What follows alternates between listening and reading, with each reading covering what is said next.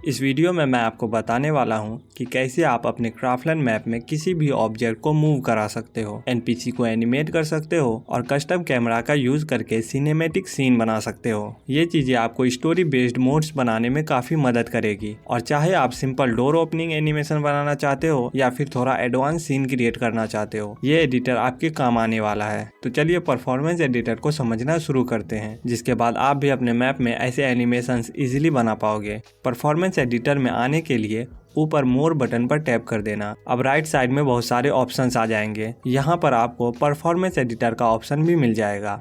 इसे ओपन कर लेते हैं। न्यू परफॉर्मेंस क्रिएट करने के लिए ऐड परफॉर्मेंस पर टैप कर देना। अब जितने चाहो परफॉर्मेंस क्रिएट कर सकते हो। परफॉर्मेंस सिलेक्ट करने के बाद राइट साइड में उसकी प्रॉपर्टीज दिखेगी। आप यहाँ से परफॉर्मेंस का नाम लिख सकते हो।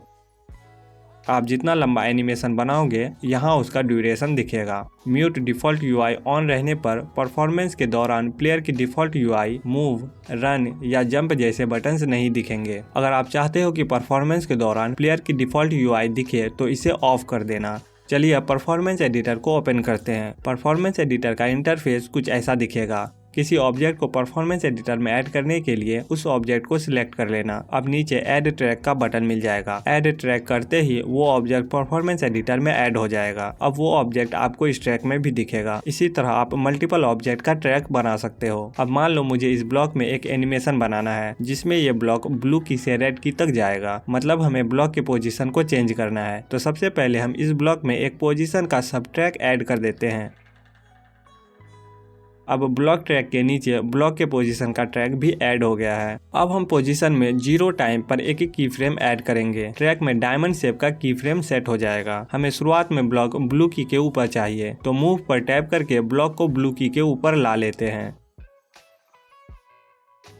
अब मान लो हमें 2 सेकेंड में ये ब्लॉक रेड की के ऊपर पहुंचाना है, तो ट्रैक में 2 सेकेंड पर आकर पोजीशन में एक और की फ्रेम ऐड कर देते हैं। फिर मूव पर टैप करके ब्लॉक को रेड की के ऊपर रख देना। अब आप ट्रैक को मूव करके मूविंग एनिमेशन देख सकते हो, या यहाँ प्ले बटन पर टैप करने से एनिमेशन रियल टाइम में दिखेगा। अब मान लो मुझे ऑब्जेक्ट को रेड की के ऊपर लाकर रोटेट करवाना है, तो ट्रैक के इस टाइम में आकर ब्लॉक में एक और सब ट्रैक ऐड कर देते हैं। इस बार हमें रोटेशन चुनना है। अब रोटेशन ट्रैक में पहले एक की फ्रेम ऐड कर देते हैं। यहाँ पर रोटेशन 0 ही सेट कर देना। अब 2 सेकेंड बाद एक और की फ्रेम ऐड करते हैं। यहाँ ऑब्जेक्ट को 90 डिग्री रोटेट करना है। अब ब्लॉक रेड की पर आकर 90 डिग्री रोटेट करेगा। और ये याद रखना कि ऑब्जेक्ट हमेशा क्लॉकवाइज ही रोटेट करेगा। अगर आप एंटी क्लॉकवाइज में की फ्रेम लगाओगे फिर भी ऑब्जेक्ट हमेशा क्लॉकवाइज ही रोटेट करेगा। इसी तरह आप इस ब्लॉक में स्केल ट्रैक को भी ऐड कर सकते हो। स्केल ट्रैक में की फ्रेम ऐड करने के बाद पहला स्केल सेट कर देना। अब 2 सेकेंड बाद स्केल ट्रैक में एक और की फ्रेम ऐड कर देते हैं। यहाँ पर हम इसके स्केल को बढ़ा देंगे। अब ब्लॉक रेड की पर आकर रोटेट करेगा, फिर इसका स्केल बड़ा हो जाएगा। स्केल और रोटेशन के शुरुआत में कोई गड़बड़ ना हो जाए, इसीलिए 0 सेकेंड पर आकर इनमें की फ्रेम ऐड कर देते हैं। की फ्रेम ऐड करने के बाद स्केल एंड रोटेशन पर टैप कर देना, जिससे स्केल एंड रोटेशन ट्रैक पर दोनों की वैल्यू सेट हो जाएगी।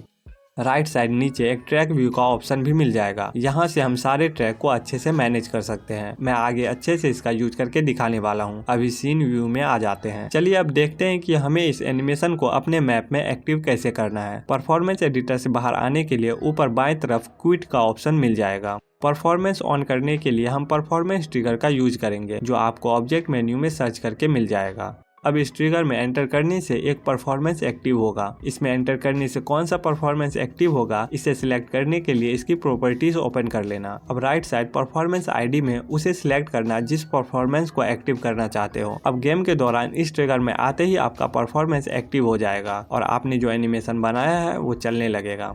हम बिना परफॉर्मेंस ट्रिगर के स्क्रिप्ट की मदद से भी किसी भी परफॉर्मेंस को एक्टिव कर सकते हैं। मान लो हमें राउंड स्टार्ट होने पर यह एनिमेशन दिखाना है, तो सबसे पहले ग्लोबल स्क्रिप्ट एडिटर में आ जाते हैं। परफॉर्मेंस सिर्फ क्लाइंट स्क्रिप्ट में एक्टिव होता है, तो राइट साइड ऊपर ब्लॉक स्क्रिप्ट पर टैप करके क्लाइंट स्क्रिप्ट को सिलेक्ट कर लेना। अब सबसे पहले ऑन राउंड स्टार्ट वाला इवेंट ब्लॉक ले लेते हैं।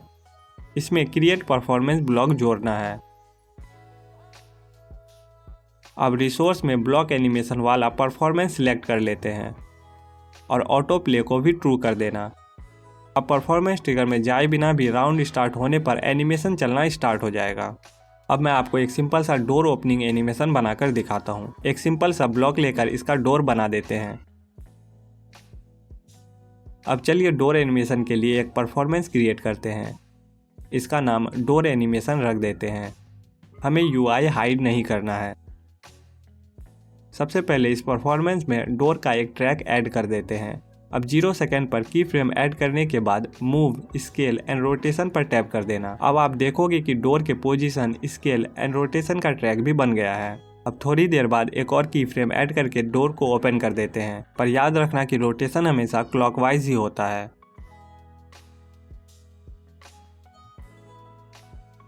परफॉर्मेंस बन जाने के बाद चलिए अब डोर के पास परफॉर्मेंस ट्रिगर रख देते हैं। अब इसे डोर के दोनों तरफ अच्छे से लगा देते हैं। परफॉर्मेंस की प्रॉपर्टी से परफॉर्मेंस ID सिलेक्ट करना मत भूलना। यहाँ हमें डोर ओपनिंग परफॉर्मेंस चाहिए। अब हम जैसे ही डोर के पास जाएंगे तो डोर ओपन हो जाएगा। अब अगर आप NPC को परफॉर्मेंस में ऐड करोगे तो उनमें एक एनिमेशन ट्रैक भी ऐड कर सकते हो। आप एनिमेशन ट्रैक में टाइम के हिसाब से NPC को कोई भी एनिमेशन दे सकते हो। एक एनिमेशन के बाद दूसरा एनिमेशन ऐड करके स्टोरी बना सकते हो। फिर एनिमेशन के साथ पोजीशन में की फ्रेम ऐड करके NPC को मूव भी कर सकते हो। अगर आप किसी परफॉर्मेंस में ऑडियो भी ऐड करना चाहते हो तो बाएं तरफ एक ट्रैक का ऑप्शन होगा, यहीं पर आपको ऑडियो ट्रैक का ऑप्शन भी मिल जाएगा। अब जिस टाइम पर ऑडियो ऐड करना है उस जगह जाकर ऑडियो ट्रैक ऐड कर देना। अब जो ऑडियो देना है उसे सिलेक्ट कर सकते हो। अब आप ट्रैक व्यू में जाकर इस परफॉर्मेंस के सारे ट्रैक को अच्छे से देख सकते हो और इजीली एडिट भी कर सकते हो। हम ऑडियो ट्रैक में मल्टीपल ऑडियो भी ऐड कर सकते हैं।